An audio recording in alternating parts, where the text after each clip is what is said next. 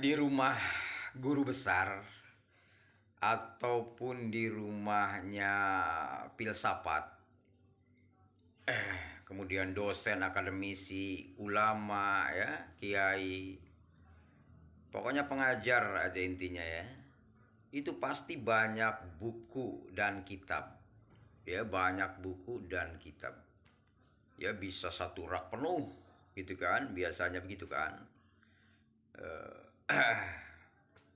Nah, buku itu pasti mengandung unsur ilmu, ya, mengandung banyak ilmu. Ya, masing-masing buku itu masing-masing ilmunya. Mungkin ilmu fisika, ilmu kimia, biologi, ya. Kemudian ya ilmu hukum, ya kan? Ilmu agama dan lain sebagainya ya. Nah, dalam konteks ini ya, kita bicara masalah manfaat daripada ilmu tersebut. Nah, tentu ilmu itu sumbernya dari segala sumber hukum. Tentu Al-Quran, Allah Subhanahu wa Ta'ala ya, yang memilikinya. Diberikan kepada manusia itu hanya sebagian kecilnya saja. Ya, masih banyak ilmu yang Allah miliki. Jika lautan dijadikan tinta, katanya, dan ranting-ranting dijadikan venanya, maka belum cukup ya untuk menulis ataupun mencatat ilmunya Allah.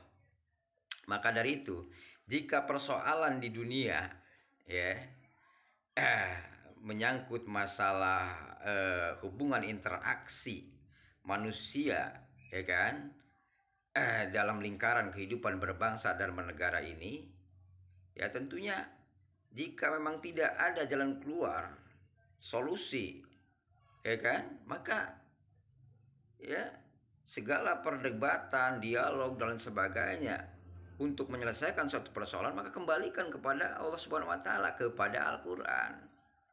Ya, maka dari itu jangan nafikan Al-Quran itu, hukum agama itu jangan nafikan. Ya, terkait ilmu politik, ilmu ekonomi, ilmu hukum, ya, yang berada di dunia ini, tentunya untuk kebaikan hidup ya bersama, ya, maka jika dalam perdebatan dalam dialog tersebut tidak menemukan jalan keluarnya, maka kembalikan kepada Al-Quran, kembalikan kepada Allah Subhanahu wa Ta'ala, ya, kepada Allah Subhanahu wa Ta'ala, begitu ya.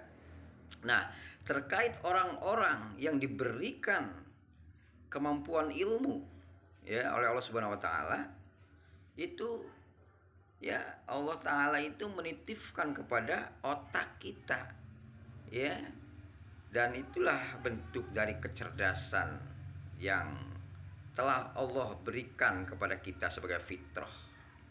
Nah, di sini kita kadangkala ada lalai gitu, karena ya kesempurnaan Allah itu ada hitam dan putih. Nah, ketika otak kita, mindset kita terdoktrin oleh hawa nafsu yang dimiliki oleh diri kita, dan didoktrin oleh makhluk-makhluk pengganggu, makhluk astral, boleh dikatakan setan ataupun iblis, maka disitulah kita bisa kena gimmick. Nah, orang-orang yang kena gimmick ini, kena pengaruh, kena hasut, agitasi dan sebagainya ya oleh makhluk yang jahat, ya, maka ilmu kita cenderung tidak berguna, tidak manfaat. Apalah artinya profesor, doktor, ya, PhD dan lain sebagainya, ya, jika mindset otak kita ya bisa didoktrin, bisa dihasut, bisa diagitasi oleh iblis, maka kita akan menjadi manusia yang jahat, begitu. Nah, kita dalam konteks kehidupan berbangsa dan bernegara itu seperti itu. Ada orang yang benar-benar ya mengamalkan ilmu ya secara objektif di jalan-jalan yang benar untuk membela kebenaran, menegakkan keadilan, gitu kan. Ada orang yang menggunakan ilmunya untuk membela ataupun mendukung kezoliman, ya, senantiasa menjadi pembela, pembicara daripada orang-orang jahat. Disinilah ya perbedaannya antara orang yang berintegritas dan orang yang tidak berintegritas. Begitulah konteks hari ini, ya, seperti itu. Ya, Allah telah menampakkan, ya, di hari ini tentunya, ya, yang hak dan yang batil. Nah, disitulah, ya, posisi kita berada. Apakah kita berada di wilayah yang hak atau kita berada di wilayah yang batil? Nah, di situ kita harus bisa mengintrospeksi diri, berkontemplasi, merenungkan, ya. Maka dari itu, merenunglah sejenak, ya.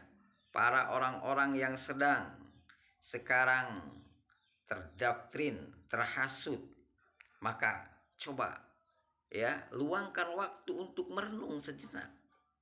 Ya, bahwa kita ini tidak sadar, ya, bahwa kita ini dalam keadaan tidak sadar, ya kan, berada di wilayah manakah kita, apakah di wilayah yang hak ataupun di wilayah yang batil. Coba kita merenung dulu sejenak dah, ya. Karena apa? Karena problematika yang terjadi di negeri kita ini sudah benar-benar boleh dikatakan kebablasan ataupun ugal-ugalan. Maka dari itu merenung dulu sejenak dah, ya. Saya yakin, ya, kalian orang-orang cerdas, orang-orang yang dititipi ilmu oleh Allah Subhanahu wa taala, tentu ilmu tersebut untuk digunakan sebaik-baiknya, ya, untuk menegakkan keadilan, ya kan, dalam bingkai amar ma'ruf nahi mungkar. Ya, siapapun itu, kiai, ulama, akademisi, ya, masing-masing orang mempunyai kemampuan, mempunyai tugas yang berbeda-beda, dan tugas itu harus benar-benar ditunaikan ataupun dijalankan sebaik-baiknya sesuai dengan kemampuan dan basic ilmu kita masing-masing.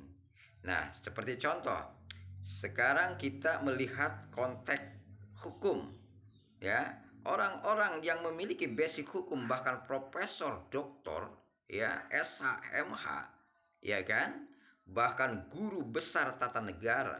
Coba, ya, kita setback, ya, kepada diri kita, internal kita, ya, bahwa kita ini adalah orang yang sedang diberikan, dititipi ilmu hukum oleh Allah Subhanahu wa taala untuk menegakkan keadilan, supremasi hukum, ya, di setidaknya, ya, di negeri kita, di Indonesia gitu loh, ya. Nah, itulah, ya, tugas orang-orang yang diberikan ilmu hukum, ya, untuk menegakkan hukum. Nah, masing-masing orang memiliki tugas sesuai dengan kapasitas ilmunya itu sendiri. Ya, begitu. Ini semoga ini menjadi referensi, ya, kemudian direnungi, dikontemplasikan, ya. Semoga apa yang saya katakan hari ini menjadi referensi yang bermanfaat, ya, untuk kita semua, terutama orang-orang yang sedang diberikan basic ilmu oleh Allah Subhanahu wa taala, dan manfaatkanlah ilmu tersebut sebaik-baiknya agar tidak menyakiti dan melukai hati orang lain. Demikian. Wassalamualaikum warahmatullahi wabarakatuh.